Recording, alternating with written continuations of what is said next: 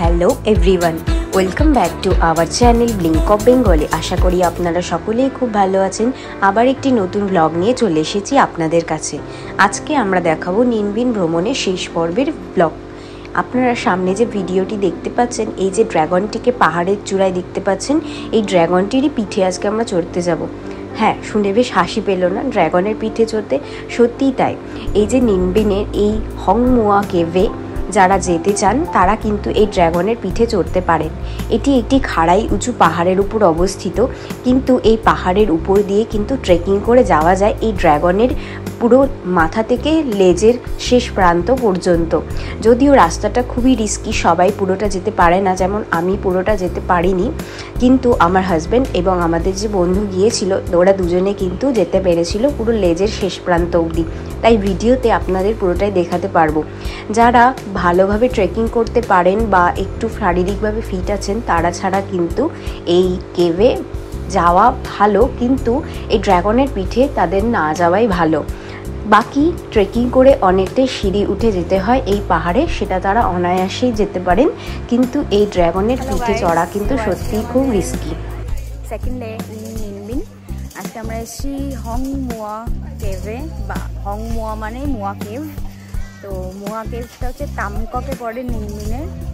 এই একটা পাহাড় আছে পিছন দিকে, এই যে পাহাড়টা দেখতে পাচ্ছ, পাহাড়ে 500 স্টেপস আছে, সিঁড়ি আছে, তার উপরে প্যাগোডা আছে, একটা ড্রাগন করা আছে, খুব ফেমাস একটা নিনবিনের। আর পাশে একটা আছে পদ্ম ফুলের বাগান, সেটা পরে দেখাবো, এটাও খুব ফেমাস এখানকার। আর এখন আমরা উঠবো 500 স্টেপস পেরিয়ে। তো চলো যাওয়া যাক, হংমুয়া উপরে উঠে ট্রেকিং করে যাওয়া যাক। বাকিটা তোমাদের দেখাবো রাস্তায় যেতে যেতে। এই মুয়া কেভে চড়তে গেলে বেশ কিছু সিঁড়ি পেরিয়ে যেতে হবে আপনাকে উপরে, তাই যাদের হাঁটুতে ব্যথা আছে তাদের জন্য না যাওয়াই ভালো। প্রথমে আমরা গিয়েছিলাম, এই যে দেখুন ড্রাগনের কাছে আমরা চলে এসেছি। অনেকটাই বেশ সিঁড়ি চড়ে আসতে হয়েছিল এইখানে। এই যে চেনগুলো ঝোলানো আছে, এই চেন ধরে ধরে প্রায় সবাই কিন্তু অনেকেই চেষ্টা করছিলেন উপরে ওঠার, কিন্তু উপরে একবার উঠতে পারলে যে ভিউটা দেখা যায় সত্যিই অসাধারণ সুন্দর। কিন্তু এটি কিন্তু প্রচণ্ড রিস্কি একটি কাজ, খুবই রিস্কি। আমার নিজের মনে হয়েছে যে সত্যি খুব রিস্কি। একটুখানি কিন্তু পা ফসকালেই পড়ে যাওয়ার চান্স কিন্তু 100%, এবং পড়ে গেলে সেটা একদম কিন্তু নিচে, পাহাড় থেকে একদম নিচে। তাই যারা যাবেন খুব সাবধানে এইখানে যাবেন। এই যে আপনারা নিচে নদীটি দেখতে পাচ্ছেন, এই নদীটিতেও অনেকে বোট রাইড করে। এই যে মাইল ফলকটি রয়েছে, এটি কিন্তু একদম শেষ প্রান্তের মাইল ফলক, এরপরে আর কিন্তু যাওয়া যায় না, এটাই একদম শেষ প্রান্ত। আচ্ছা, এবার আপনারা এই ভিউগুলো দেখবেন। নিনবিন সত্যিই খুব সবুজে ঘেরা অসাধারণ জায়গা, এবং এই উপর থেকে আরও সেটা অসাধারণ লাগছিল। এই যে দেখুন পুরো লেজ থেকে একদম মাথা অবধি দেখা যাচ্ছে পুরোটা।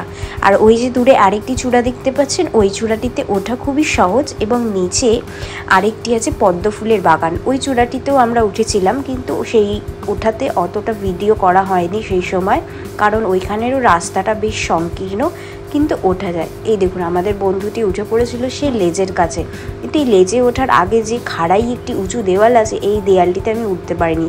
দেখুন আমি মন খারাপ করে সেই পাশে দাঁড়িয়েছিলাম। অনেকবার চেষ্টা করেছিলাম, কিন্তু চেষ্টা করেও পারিনি, কারণ আমার হাইটটা শর্ট হওয়ার জন্য এই এতটা উঁচু দেওয়াল বেয়ে ওঠা আমার পক্ষে সম্ভব ছিল না। আমাদের এই বন্ধুটি বা আমার হাজব্যান্ড লম্বা হওয়ায় ওরা আরামসে যেতে পেরেছিল।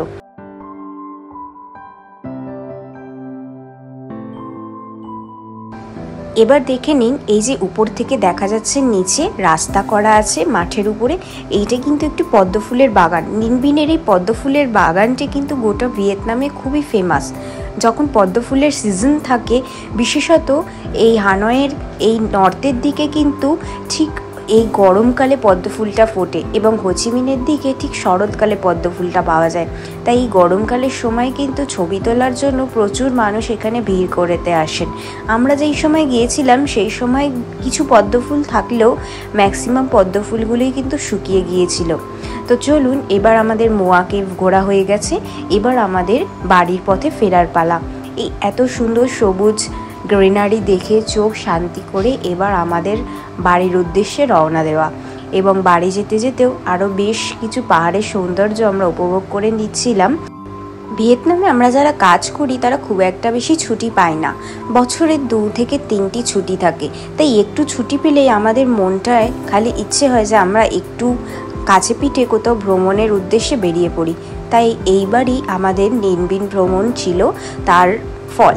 তো নিনবিন ঘুরে কিন্তু আমাদের খুবই ভালো লাগলো এবং নিনবিনকে আমরা আপনাদের জন্য বেশ রেকমেন্ডই করলাম। আপনারা যারা ভিয়েতনামে ঘুরতে আসবেন নিনবিনকে অবশ্যই আপনাদের বাকেট লিস্টে রাখতে পারেন, কারণ নিনবিনের মতো এত সুন্দর জায়গা সত্যিই আর কম আছে। তো চলুন এখানেই শেষ করলাম আমাদের ব্লগ। যদি ভিডিওটি ভালো লেগে থাকে একটা লাইক এবং সাবস্ক্রাইব করতে ভুলবেন না, এবং পরের ব্লগে খুব তাড়াতাড়ি দেখা হচ্ছে আপনাদের সঙ্গে।